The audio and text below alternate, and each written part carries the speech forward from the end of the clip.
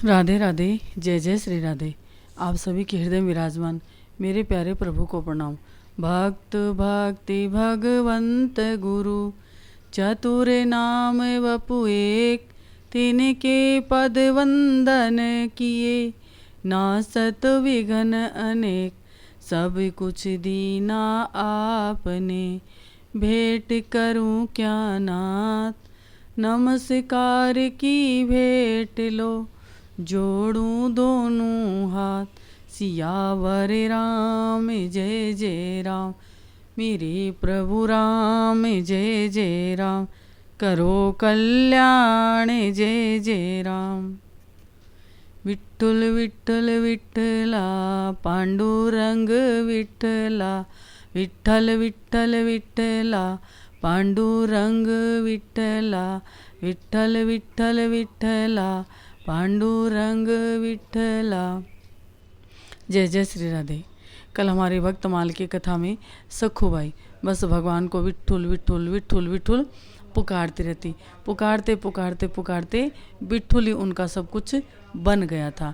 अभी कोई संतान तो थी नहीं, परंतु संतान हो भी कहाँ से, क्योंकि ना तो उनके सास ससुर के पास कोई आशीर्वाद था, ना कोई पितरों को मानते, ना कोई देवों को मानते, और जो बहू थी उसे भी बहुत कष्ट देते। तो क्यों कर भगवान किसी आत्मा को उनके घर भेजते।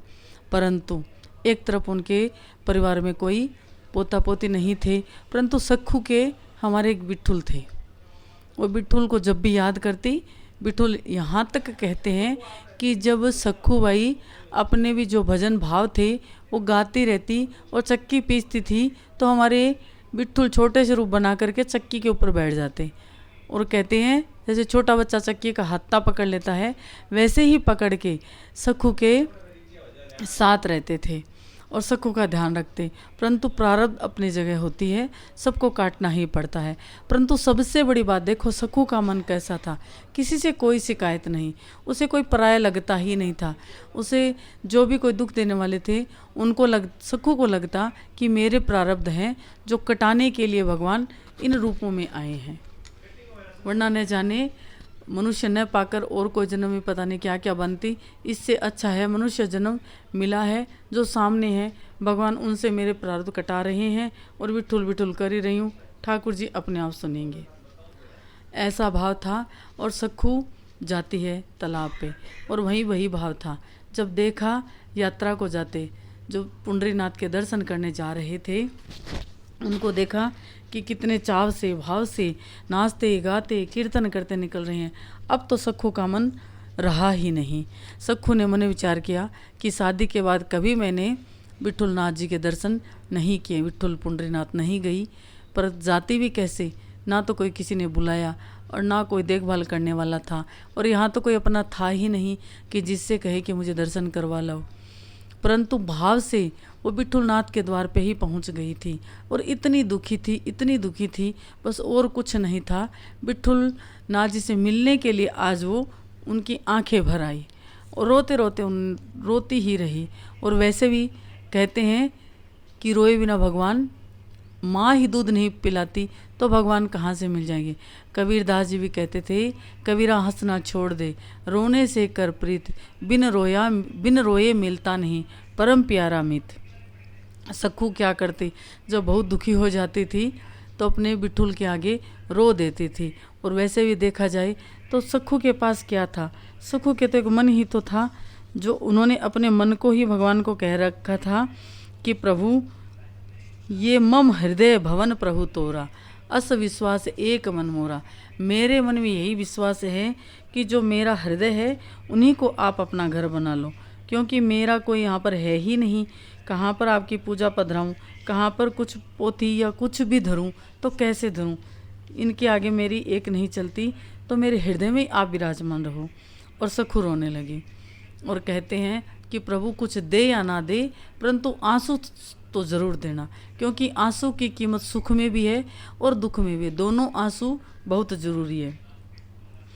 कुछ दे या ना दे प्रभु, इस प्रेम दीवानी को, दो आंसू तो देना, चरणों में बहाने को।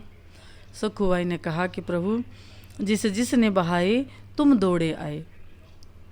नरसिंह ने बहाए थे, मीरा ने बहाए थे, जब जब भी कोई रोया तुम दौड़ के आए थे।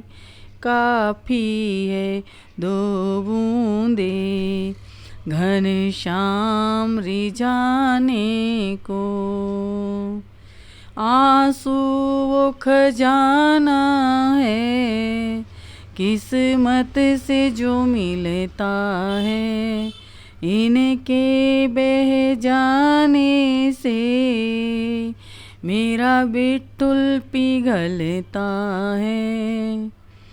किसी रोते हुए को क्या कभी मैंने हंसाया है, कभी आंसू बहाए हैं, कभी हम मुस्काए हैं। उन्होंने कहा कि जो आपने आंसू दिए हैं आज आप ही के चरणों में चढ़ा रही हूँ। और आंचल भर रही थी और जाते उनको देख रही थी। अपना मन तो उनके साथ भेज दिया पर तन यहीं रह गया। और वैसे भी देखा जाए तो अपना मन भगवान में लगा लो। राधे राधे नाम की माला जपो, कृष्ण नाम की जपो, राम नाम की जपो, हरि नाम की जपो, जो प्यारा नाम लगे उसकी जपो। और रही बात तन की, तो जहाँ प्रभु रखे वहीं पर इस तन को पड़े रहने दो, कोई फ़र्क नहीं पड़ता। मन जहाँ रहता है वहीं पर तन रहता है। तो सखू का मन तो उनके साथ चला गया, पर तन तो तन था, यहीं पड़ा था। और आज हमारी सखू की वो आर्त पुकार हमारे ठाकुर जी के कानों तक पड़ी। चीटी के पगनूपुर बाजे तो भी साहिब सुनता है। और आज वो करुण पुकार पड़ी तो ठाकुर जी प्रसाद पा रहे थे, रुक्मणी मैया हवा कर रही थी। ठाकुर जी को जैसे उदास देखा, रुक्मणी मैया ने पूछा, प्रभु क्या बात है? तो कहा, रुक्मणी क्या बताऊं, आज मेरे भक्त पर बहुत बड़ी मुसीबत आई है। तो जाओ जाओ प्रभु, आप जल्दी से अपने सुदर्शन चक्र से काट दो उस दुख को। कोई दुष्ट है तो गर्दन काट दो, और कोई और दुख है तो वैसे उस दुख को काट दो। नहीं नहीं रुक्मणी, ऐसा नहीं कर सकता, क्योंकि ये मेरा अनोखा भक्त है और अनोखी मांग है। और एक और, वो द्वेषी नहीं है, सबसे बड़ी समस्या है।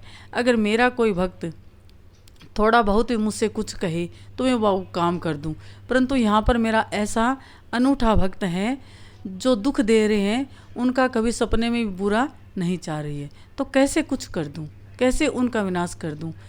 तो कहा, प्रभु ऐसा कौन सा आपका भक्त है? तो कहा, पुंडरी नाथ की एक भक्ता है सखू। तो प्रभु क्या बात है? तो कहा, वो दर्शन करने जाना चाहती है, परंतु जावे कैसे?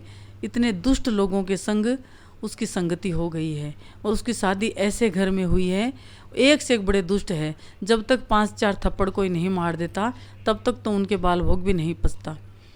तो कहा, प्रभु कोई तो समाधान होगा। तो ठाकुर जी ने कहा, समाधान तो है, पर मैं जाऊंगा और तुम्हें थोड़ा इंतज़ार करना पड़ेगा, मैं तुरंत लौट कर नहीं आ सकता।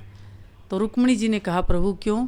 तो कहा, और एक बार ऐसे ही मजाक में रुक्मणी जी ने भगवान से कहा था कि आप स्त्रियों के हृदय को नहीं समझ सकते। ये बात जब की है, जब रुक्मणी मैया को भगा करके, रुक्मणी मैया भगा कर ले आई ठाकुर जी को, और पीछे से भाई आया, और भाई जब पीछे पीछे आ रहा था तो युद्ध भी हुआ। फिर ठाकुर जी ने बांध लिया, और बांध के जब घसीट रहे थे तो रुक्मणी मैया को दया लगी। तो ठाकुर जी ने कहा, ये तो तेरा सबसे बड़ा दुश्मन है। कहा, नहीं नहीं प्रभु, आप स्त्री के हृदय को नहीं समझ सकते, उसे सब प्यारे लगते हैं, वो सुख अपना चाहती है, परंतु अपने पीहर वालों का सुख उसके लिए बहुत बड़ा होता है। तो ठाकुर जी ने कहा, हम क्यों नहीं समझते, क्या हम प्रेम नहीं करते? तो रुक्मणी मैया ने हंसकर कह दिया कि प्रभु आप पुरुष हो और आप हृदय स्त्री का नहीं समझ सकते। कभी जब, और आप मैं बताऊं, कभी किसी की बहू बनकर, कभी किसी की बेटी बनकर जाओ तो पता चले। और आज ठाकुर जी मुस्कुरा दिए। कहा, रुक्मणी तुझे याद है, तूने मुझसे कहा था कि आप स्त्री के हृदय को नहीं समझ सकते। वो कितनी सहनशील होती है, उसके हृदय में कितनी करुणा, कितनी ममता और कितनी कितना उदार हृदय होता है, आप नहीं समझ सकते। रुक्मिणी, आज मुझे वही अवसर मिला है। कहा क्या? रुक्मिणी चौंक गई। प्रभु क्या बात कर रहे हो? कहा हाँ हाँ, क्योंकि मेरी जो भक्ता सखू है, उसके सास ससुर उसका पति इतना दुख देते हैं, फिर भी सखू के मन में उनके प्रति कोई भाव नहीं है, तो मैं कैसे उनका कुछ भी कर दूं? नहीं कर सकता। अनिष्ट तो दूर की बात है, मैं कुछ नहीं कर सकता, और आप भी कुछ नहीं कर सकती। अरे कोई धन की बात होती तो आपको भेज देता, परंतु यहाँ पर तो और ही बात है। वो मन से जा रही है और तन से जाना चाहती है, पर जा नहीं पा रही है। तो कहा देखो रुक्मिणी जी, आज मुझे उन्हीं का रूप धारण करना है। रुक्मिणी मैया हंसने लगी और ठाकुर जी ने रुक्मिणी मैया से विदा ली और कहा कि मेरा इंतज़ार मत करना, हो सकता है मुझे थोड़ा समय लग जावे। और जैसे ही ठाकुर जी जहाँ पर हमारी सखू बैठी थी, कृष्णा नदी के तट पर बैठी थी, तो कृष्णा नदी के तट पर बैठे सखू के पास हमारे ठाकुर जी आते हैं। एक माता का रूप, प्रौढ़ माता का रूप बना करके आते हैं और सखू से बातें करते हैं। कैसी रो रही हो? क्यों उदास हो? क्या चाहती हो? तो कहा मेरा ऐसा कोई दुख नहीं है, बस जो ये जा रहे हैं, यात्रा पर जा रहे हैं, उनके साथ मेरा मन जाने को है, परंतु जा नहीं सकती। क्यों नहीं जा सकती? क्या तुम्हारे घर वाले नहीं हैं? नहीं नहीं, मेरे सब हैं। तुम्हारे पति भी, लगता है तुम्हारे पति भी हैं, क्योंकि तुम सुहागन के सारे श्रृंगार हैं। तो कहा है तो सब, परंतु क्या, वो जाने नहीं देंगे, किसी के साथ भी नहीं जाने देंगे और साथ भी नहीं जाने देंगे, पर मेरा मन है। तो अच्छा, तुम्हारा इतना मन है? कहा हाँ हाँ, मेरा बहुत मन है। तो उन्होंने कहा ठीक है, मैं ऐसा करती हूँ कि तुम जाओ, तुम इन्हीं के साथ अभी चले जाओ। तो कहा आप मेरे परिवार वालों को नहीं जानते। अरे कहा क्यों नहीं जानती? मैं अच्छे से जानती हूँ, मैं समझा दूंगी। ज़्यादा से ज़्यादा क्या होगा, अब भी तो दुख देते हैं, थोड़ा और दे लेंगे, परंतु तू तो दर्शन कर ले। आज सखू के मन में वो विश्वास, न जाने कौन सी ऐसी वाणी थी प्रभु की, और प्रभु की वाणी ही ऐसी है। मृतक जीवावनी हरि की वाणी, कर्ण रंध्र उरे ये में समानी। मरे हुए को भी जिंदा कर दे, ऐसी हमारे प्रभु की प्यारी वाणी है। तो सखू ने सुना तो विश्वास जग गया कि ये कह रही हैं। तो कहा आप मेरे ससुर वाले को जानते हो? बोले हाँ हाँ, मैं उनकी पुरानी रिश्तेदार हूँ, आई हूँ और मैं जानती हूँ, मैं सब संभाल लूँगी, तो दर्शन करके जल्दी से आ जाना। सखू तो सब कुछ भूल गई, बस उनके लिए तो भगवान के दर्शन, विठुलनाथ जी से मिलना और पंढरीपुर जाना ही रह गया था। तो सखू ने प्रणाम किया और चल दी। इधर ठाकुर जी ने सखू का रूप बनाया, घड़ा उठाया और घर आए। और जैसे ही घर आए तो हमारे त्रिलोकी नाथ की भी परीक्षा। और वैसे देखा जाए, अपना मान टले टल जावे, पर भक्त का मान न टलते देखा। इतनी कथाएं सुनी, परंतु सखू के श्याम तो अनोखे हैं। मैं कहती हूँ, स्त्री शरीर होता है, भाग्य से मिलता है। भगवान करुणा, प्रेम, सब सहनशीलता स्त्री को ही तो देते हैं, परंतु बड़ी बड़ी परीक्षा होती है। कई बार मन डगमगा जाता है, अच्छे से अच्छे के हाथ पांव, अच्छे से अच्छी स्त्री के हाथ पांव फूल जाते हैं। तो मैं कहती हूँ कि जब दुख की घड़ी में अगर सखू के श्याम को याद किया जाए तो कोई कारण नहीं हमारे सखू के श्याम नहीं आएंगे और मदद नहीं करेंगे। सखू के श्याम आते हैं और मदद करते हैं। ऐसे हैं हमारे नंदन। तो आज सखू के श्याम सखू ही बन करके आए, और आते ही जो हमारे ठाकुर भ्रकुटी मात्र से कहते हैं, अगर टेढ़ी कर दे तो सप्त समुद्र उबलते देखा। सातों समुद्र उबलने लग जावे टेढ़ी दृष्टि करते ही। इतना क्रोध जो आज जैसे ही घर में आए, आते ही 2-4 तो गालियाँ सुनने को मिली और 2-4 थप्पड़ भी पड़ गए, परंतु ठाकुर जी कुछ नहीं बोले। कहा इतनी देर कैसे लगा दी? कुछ नहीं बोले, चुपचाप भीतर चले गए।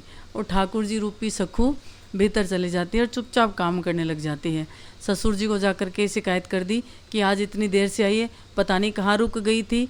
तो उन्होंने भी 2-4 गालियाँ सुना दी। और जब पति घर पे आया, भोजन करने बाद में बैठता, उससे पहले ही माँ ने शिकायत लगा दी। और जैसे ही वो थाली लेकर गई तो थाली धरते ही 2-4 बातें उन्होंने सुना दी। तो आज पहली बार सखू ने कहा कि कम से कम मेरी सुनो तो सही। तेरी क्या सुनी है? तेरी कुछ नहीं सुनी है। सखू की कुछ नहीं सुनी, उल्टा 4-5 और सुना दी और कहा मेरी माँ के खिलाफ करती है, मुझे 2-4 धर भी दी, परंतु कुछ नहीं बोली। ऐसे करते करते दिन निकल गया, सांझ ढल गई, रात हो गई। सखू चुपचाप काम करती रही। हमारे ठाकुर जी चुपचाप काम करते रहे, कभी किसी से कोई शिकायत नहीं। और जो नए काम करना था वो भी किया। इतना दुष्ट पति था।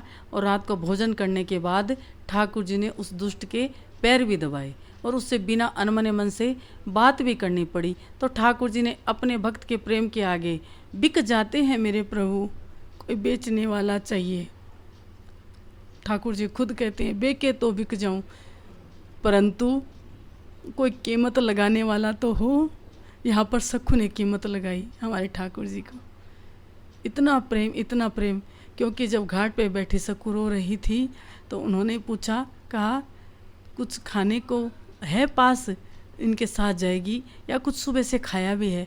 तो कहा नहीं सब ठीक है।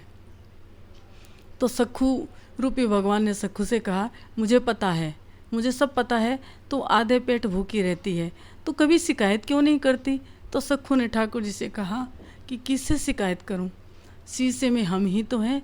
शीशे में देख करके अगर हमें हमारा श्रृंगार अच्छा ना लगे और हम शीशे पे थूक दें तो शीशे को कौन सा फ़र्क पड़ने वाला है? शीशे पे हम कुछ भी कर दें तो शीशे को कोई फ़र्क नहीं पड़ने वाला। तो सखू ने कहा कि वो सब मेरे अपने ही तो हैं, उनमें मेरा प्रभु ही तो बैठा है, तो मैं किसको क्या उलाना दूँ? उस बात पर प्रभु एकदम रिझ गई और आज उन दुष्टों की सेवा कर रहे हैं।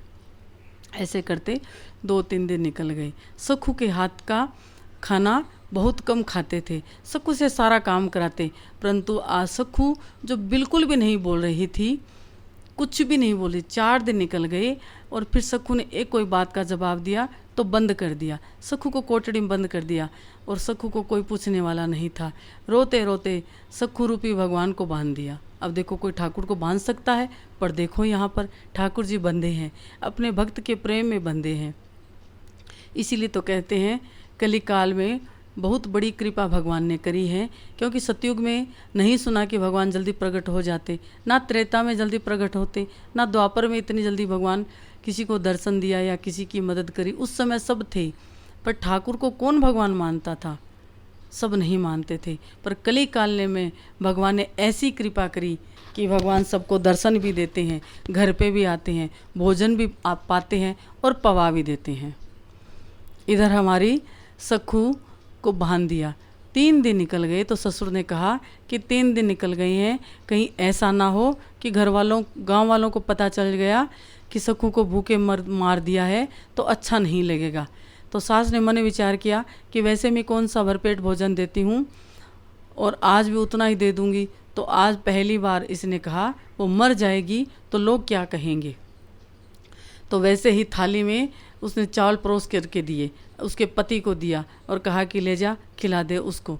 और जैसे ही आज उसका पति सखू के लिए भोजन लेकर के गया है और ले जा कर के थाली ऐसे धर दी और सखू, बंधी हुई सखू बैठे बैठे देख रही है, रो रही थी सखू। और जब कहा कि खाना है तो खा, वरना मत खा, तू जाने तेरा काम जाने।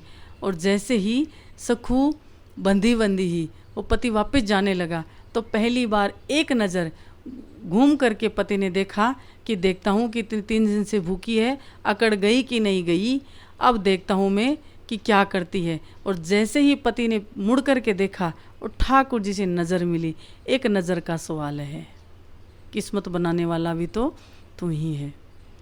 ये छुरी नहीं खंजर है, जिन्होंने ना देखी मेरे श्याम की आंखें तो बस बेकार की आंखें। ये छुरी नहीं खंजर है, उतर जाती है हृदय में टेढ़ी, फिर कहीं का नहीं रहता। और जो थोड़ी सी आज सखू से नज़र मिली वो कहीं का नहीं रहा। और पता नहीं आज कौन सा जादू सखू की आंख में उसे दिखाई दिया। वो एक बार तो चला गया और वापस आता है और सखू से भोजन करने के लिए कहता है, परंतु अब तो ठाकुर जी हमारे नटखट थे ही। उन्होंने नटखटपना किया, कहा नहीं खाना मुझे, तो कहा खा ले, क्यों भूखे मर रही है। अभी थोड़ी बहुत हेकड़ी दिखा रहा था, परंतु जैसे ही उसने कहा कि ले मैं तेरे हाथ खोल देता हूँ, खा ले, और जैसे ही खोले हाथ और स्पर्श हुआ, अब तो उसके हृदय बदल गया, उसका भाव बदल गया। न जाने क्यों आज उसे सखू अच्छी लगने लगी। और आज सखू को खोल दिया और सखू ने भोजन पाया और भोजन पा करके सखू वापस अपने काम में लग गई। तो आज आकर के सास ने इतनी गालियाँ दी और आज बेटे का मन बदला देखा तो सखू को आसास ने इतनी मार लगाई कि तेरा जादू चल गया, तूने जादू कर दिया ना मेरे बेटे पर, देख आज कैसे मनाकर तुझे खाना खिलाया, वरना तो घर से निकाल देता, परंतु पता नहीं तूने अब कौन सा जादू कर दिया है। और जब पीटने लगी बिना मतलब, उसे तो बहाना चाहिए था कि उसके कहने से खाना कैसे खा लिया और उसने खाना कैसे खिला दिया। उसका तो मन था कि लोक दिखाऊं, वो थाली लेकर जाएगा और सखू को पीट कर थाली वापस ले आएगा और फिर मैं जाऊंगी और ऐसा भात खिलाऊंगी कि याद रखेगी। पर आज तो उल्टा ही हो गया। और जब सास मारने लगी सखू को तो आज पहली बार दौड़कर पति आया और हाथ पकड़ लिया, कहा माँ क्यों पीटती हो इसको, इसकी कोई गलती नहीं है, मैंने इसे खिलाए थे चावल। अब सखू की सास की तरफ जैसे ही टेढ़ी नज़र करके सास ने सखू की तरफ देखा कि आँखों से ही खा जाऊं, और जब पहली बार ठाकुर जी ने भी सास की तरफ देखा, नज़र मिली, वो जादू चल गया और सास कुछ नहीं बोली। मैंने विचार किया कि कैसी है, इसको कितना मारते हैं, पीटते हैं, कितनी गालियां देते हैं, फिर भी पता नहीं क्यों इसको गुस्सा भी नहीं आता। इसकी जगह कोई और होती तो अब तक मर गई होती या कहीं चली गई होती, परंतु ये किस मिट्टी की बनी है, इसके कोई फ़र्क ही नहीं पड़ता। आज पहली बार सास को भी लगा, क्यों नहीं लगता, क्योंकि हमारे ठाकुर से जो नज़र मिली थी। और अब सास की नज़र पलटी है और सखू ने कहा, आज पहली बार आकर के सास के पैर दबाए, वरना तो धक्का देने वाली सास पास फटकने ही नहीं देती, परंतु आज कुछ नहीं बोली और सास के जैसे जैसे पैर दबाए, मानो उसके तन का क्या, मन का जो द्वेष था, न जाने कौन सा ऐसा उसका जीवन था, कैसा ऐसा उसका कोई पिछले जन्मों का पाप ही रहा होगा, तो वो एक इंसान को सता रही थी। बहू के रूप में आती है, वो भी तो एक इंसान ही है, वो भी तो एक भगवान का ही भेजा हुआ फरिश्ता ही होती है, परंतु पता नहीं क्यों सताते हैं लोग। तो आज उसने पैर दबाए और पहली बार सखू को आशीष दिया और कहा, जा घर का काम कर ले, आज रसोई भी बना लेना। सास इतनी प्रसन्न कि बस पूछो ही मती। सखू बड़ी प्रसन्न हो गई, और क्यों कर नहीं, क्योंकि हमारे भगवान योग और क्षम दोनों की रक्षा करते हैं। जब भगवान आते हैं और भगवान के हाथ का पाकर जिनके घर में भगवान बस जाते हैं, वो घर क्या कोई बाद में कलेसी रहता है। सारी चिंताएं, सारे दुख, सारे दर्द, सारे द्वेष, सारे अहंकार पिघल जाते हैं हमारी सखू के हाथ का। आज पहली बार सबने भोजन किया तो ससुर जी ने अपनी ही पत्नी को 4 बात सुना दी। कहा, तूने कभी मौका ही नहीं दिया, अरे देख कितना अच्छा भोजन बनाया है, आज तक ऐसा स्वाद नहीं आया, परंतु पता नहीं तुझे तो सखू में कुछ गुण दिखते ही नहीं है। आज ससुर जी के मुख से ऐसी बातें सुनकर हमारे नटवर नागर मुस्कुरा रहे हैं। फिर सास ने भोजन पाया, कहा, मैं तो बिना मतलब ही खट रही थी मतलब मारवाड़ी में मैं बिना मतलब मेहनत कर रही थी, और तो सारा काम ये करती रहती थी, खाना भी बना लेती, मुझे नहीं पता इतना अच्छा खाना बनाना आता है, अब से तू ही बनाएगी। और जब पति ने प्रसादी पाई तो बस पाता ही रह गया, और आज सखू के प्रति मन बदल गया, प्रेम बदल गया, भाव बदल गया। अब सखू अच्छी लगने लगी और घर में सुख शांति सब कुछ हो गई। अब तो जिसके भी चेहरे पे देखो सखू कहाँ है, ससुर जी भी सखू, सास भी सखू, पति भी सखू करते रहे हैं। और अब हम कल चलेंगे हमारे पुंडरीनाथ के दर्शन करने। सखू दर्शन करेगी, सखू के भाव से हम भी दर्शन करेंगे। कल यहाँ पर जो घटना क्या होती है उसकी कथा कल। आज हमारी कथा आपको अच्छी लगी हो तो सब्सक्राइब करना, लाइक भी करना। हमारी सखू बिठुल करते उस मंडली के साथ दौड़ी जा रही है, उसे अपनी भी सुध नहीं है, ना तन की सुध है, ना भूख प्यास, किसी बात की सखू को चिंता नहीं है, और सखू चली ही जा रही है। जय जय श्री राधे, जय जय श्री राधे। विठ्ठल विठ्ठल विठ्ठला, पांडुरंग विठ्ठला, विठ्ठल विठ्ठल विठ्ठला, हरि ओम विठ्ठला, विठ्ठल विठ्ठल विठ्ठला, पांडुरंग विठ्ठला।